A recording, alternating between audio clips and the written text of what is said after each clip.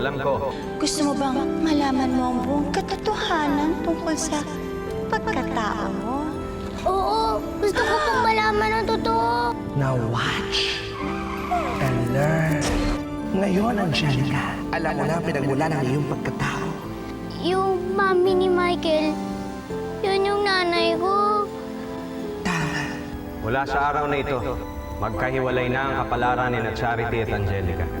May kanya-kanya na silang misyon na kailangan nilang gampanan. Huwag niyo sasaktan. Sandali, ba't kita sasaktan? Anak kita. Anak niyo po ako? Matagal ka na namin nahanap ng nanay mo. Kaya umuwi na tayo. Ito po ba yung nanay ko? Oo.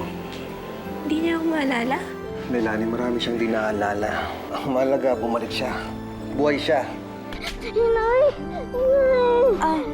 Hindi ako nanay mo. Hindi po ako nagkakamali. Kayo po talaga ang nanay ko.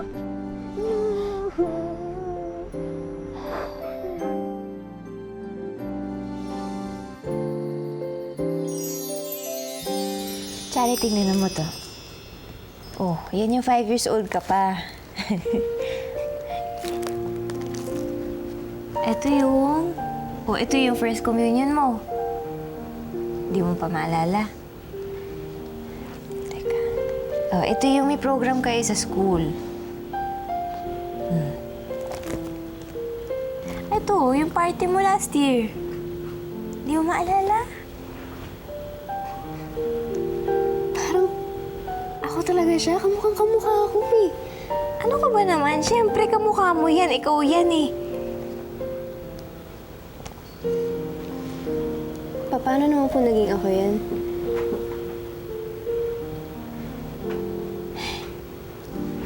Anak, ano ba talaga nangyari sa'yo? Saan ka ba nagpunta kasi? Nauntog ba yung ulo mo? At wala kang maalala? Ang tignan mo na lang, oh. Eto, nagpunta tayong Baguio, naalala mo yan? Sumakay ka pa ng kabayo, oh.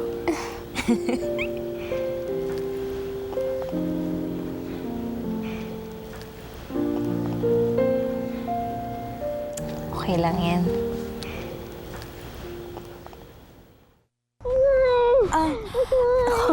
Naku, bata, sandali. Bata, nagkakamali ka. Hindi ako ang nanay mo. Nanay po kita. Pinakita po nila sa akin. Bata, sorry, pero kailangan ko nang umalis eh. Nay, wag, Nay. Nay! Bata, I'm sorry. May kailangan akong puntahan. Nay, bakit nito? Kayo po yung nanay ko, Nay. Kayo po yung nanay ko.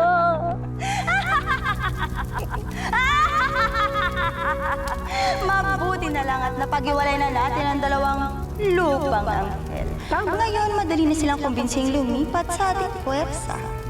Nasimulan na natin kay Angelica. Nawala na siya ng tiwala sa langit. Mas madali na siyang bumalik tayo. Sabi ko naman sa'yo, Mother, kaya-kaya ko ang dalawang bugwit na yan. Ngunit huwag kang pakasiguro dahil nandiyan pa si Charity. Baka nakakalimutan mo. Bumalik na siya sa kanyang mga magulang.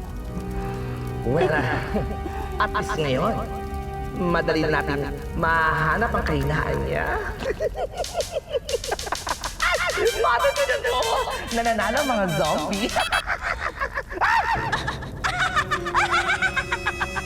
Lobat!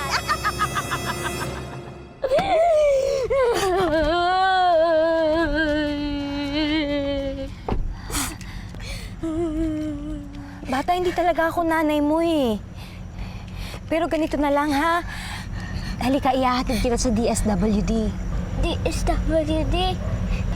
Oo. Doon dinadala yung mga batang walang mapuntahan, yung mga batang wala ng magulang. Halika. Ayoko po doon. Gusto ko po sumama sa'yo. Ayoko po doon. Charity, oh. Pinagluto kita ng paborito mo. Bigyan na kita, ha? Paborito ko. Tagal mo na nakakain, no? Oo, palagi mong nare-request yan sa nanay mo. Ha? Sige, tingnan mo. Sarap yan.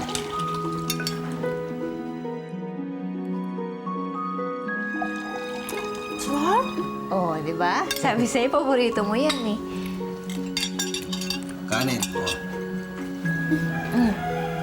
Ito na magiging paborito ko simula ngayon. Kahit araw-araw ipapagluto kita niyan. Gusto mo ka na ulit aalis, ha? Kain ka pa. Damihan mo yung ulam, ayan. Tutulungan kitang hanapin ng nanay mo. Halika na. Sige na, sige na. Huwag kang matakot. Hindi naman kita sasaktan eh. Sige na, bata. Halika na. Hindi kita pwedeng iwan dito mag-isa. Gabi na eh. Delikado eh. Bata! Bata!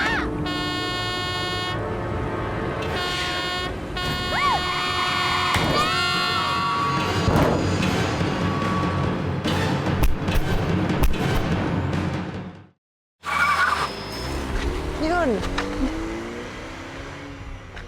Ma! Ma! Ma! Ma! Tawagin mo si Dad! Tawagin mo si Dad! Ano nangyari? Naputol po siya ng kotse! Mami!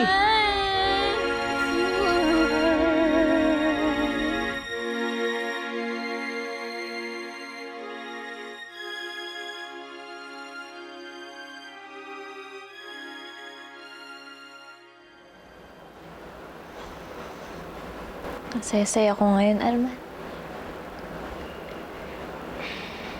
Nagbalik na rin si Charity sa wakas. Bubuo na naman ang pamilya natin.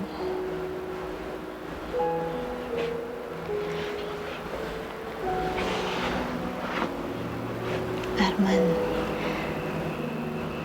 alam ko marami tayong pinagdaanan itong mga huling buwan. Pero pwede ba kalimutan na lang natin yun? Magsimula tayo ulit. Buuin natin ulit ang pamilya natin. Ikaw, ako at si Charity.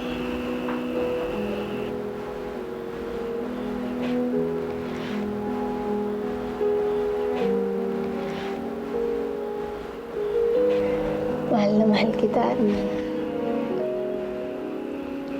Kayo ni Charity ang buhay ko. Ayoko na mawala pa kayo ulit.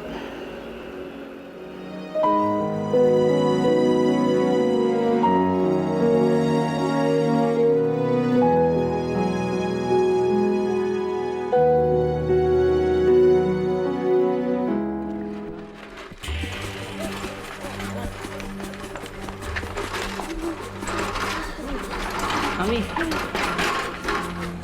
Hanggang dito na lang po kayo. Kami na ang bahala sa kanila. Excuse me, nurse. Ano ba kasi nangyari, ha? Ano nangyari? Tamaan daw po ng sasakyan, sabi ng bata eh. Tinulak niya po ako, kaya siya po yung tinamaan ng kotse. Bakit kasi pahara-hara ka sa daan? Nakita mo ba yung kotse? Yung kulay, yung plate number! Daddy, tama na. Mas tinatakot ko yung bata eh. Wala akong pakialam. Yan ang may kasalanan kung ba't nandiyan ang mami niyo ngayon. Hawakan niyo yan, ha? Pupulis ko yan. Hello?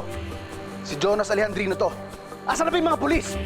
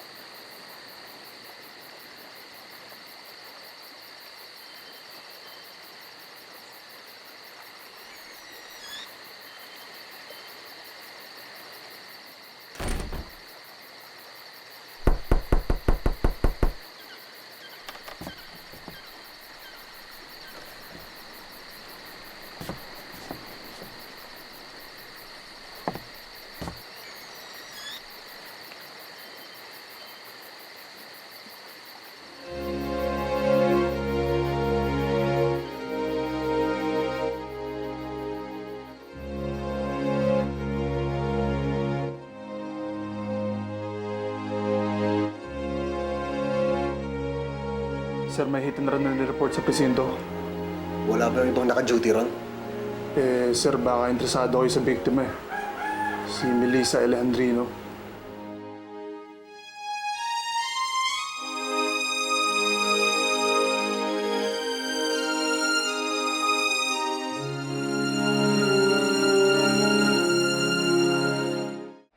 Isipin mo mabuti, Angelica, ha?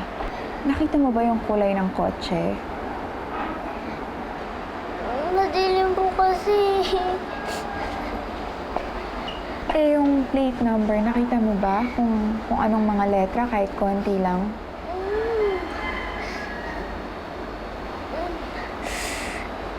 Hindi ko po maalala eh. Wala kang maalala? Ano ka, tanga? Ang bilis po kasi. May narinig lang ako wala sa tunog. Tapos nasa semento na po siya. Anong klaseng witness ka? Boba ka pala! Wala kang kwenta! Boba! Hoy! Sundan mo! Bobo! Sir, mag-relax lang kayo. Ang daming tao dito sa ospital nakakahiya.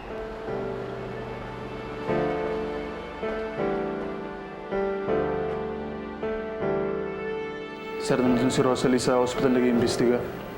Malubaro yung kondisyon ng biktima. Baka hindi na raw siya mabuhay. Si Melissa.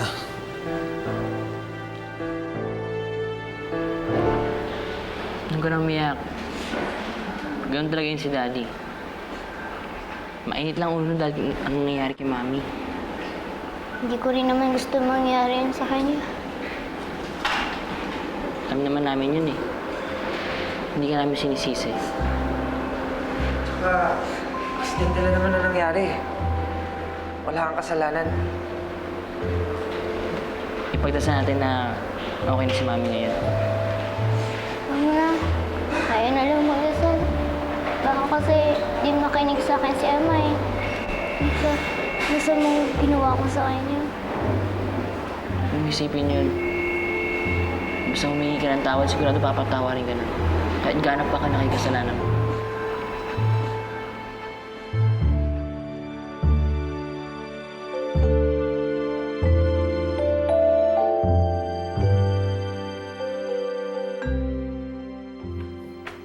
Aalis ka? Kailangan pumunta sa ospital. Kailangan? O gusto mo pumunta doon dahil nandun si Melissa? Trabaho pupuntahan ko ron. Bakit kailangan ikaw pumunta doon? Hindi naman siguro ikaw lang ang nag-iisang pulis sa buong Maynila. At hindi mo naman kaso yun, ha? Ba't kailangan mo makisawsaw doon? Ba't di mo na lang aminin na gusto mong pumunta doon dahil si Melissa ang biktima?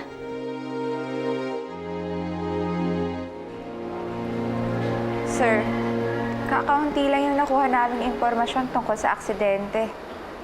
Ano sinasabi mo? Na hindi mahuhuli ang gumawa nito sa anak ko? Hindi naman ho sa ganun. Babalik ho kami sa pinangyarihan ng aksidente para tingnan kung may iba pang witnesses.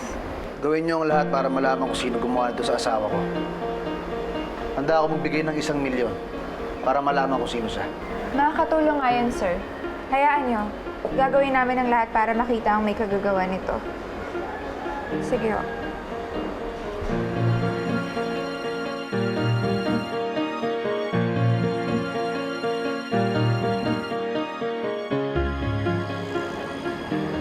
At sa pinaka-latest na balita, na aksidente kanina si Melissa Alejandrino, asawa ng kilalang abogado na si Jonas Alejandrino. Hit and run po ang nangyari sa tapat mismo ng bahay nila. Ayan, puro bad news naman to.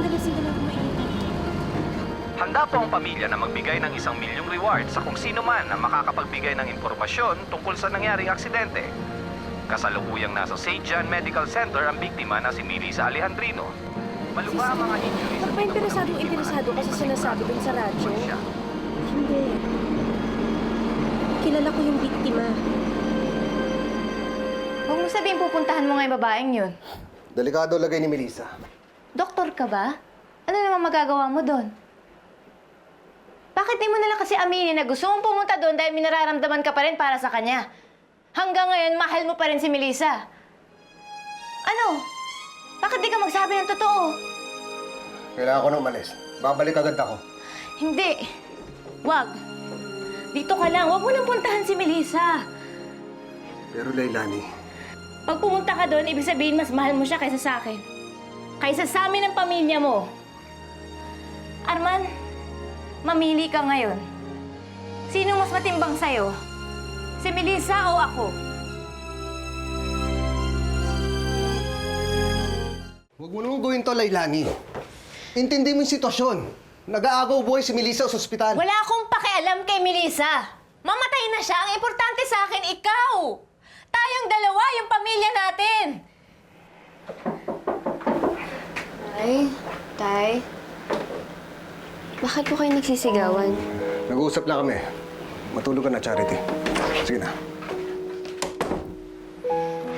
Hey, nandito na ulit si Charity. Unti-unti nang nabubuo ulit ang pamilya natin, Arman. Hindi ako papayag na guluhin ulit yun ni Melissa. Arman, pabayaan mo na siya. Dito ka na lang. Huwag mo na siyang puntahan. Kailangan ko siya puntahan. Sige! Umalis ka! Pag umalis ka, huwag ka nang babalik. Pag umalis ka, ibig sabihin nun, pinipili mo si Melissa kaysa sa akin. Babalik ako agad. Huwag ka nang bumalik. Umalis ka na! Iwan mo kami! Hindi ka namin kailangan! Doon ka na sa babae mo!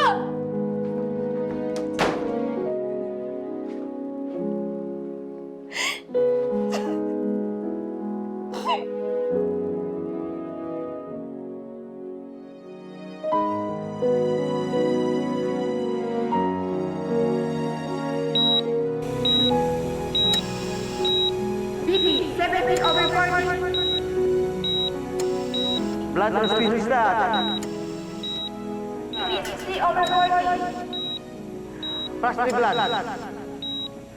Stop. We are losing her. Nay, Iwan mo na ako. pero Nay, Sinabi ng iwan mo ko eh! Iwan mo ko! parang huwag niyo po. Huwag niyo po kunin ang nanay ko. Pasensya ka na, Angelica. Siya malamang ang pwedeng magbago sa kanyang tandaan. Pumusot! Melissa Alejandrino, Patay na ba ako? sa ngayon ay patay ka na. Gusto ko na kasi sana makasama yung anak ko. Wala sa langit ang anak mo. Po? Si Angelica ay naiwan sa lupa. Angelica? Oo, siya talaga ang anak mo.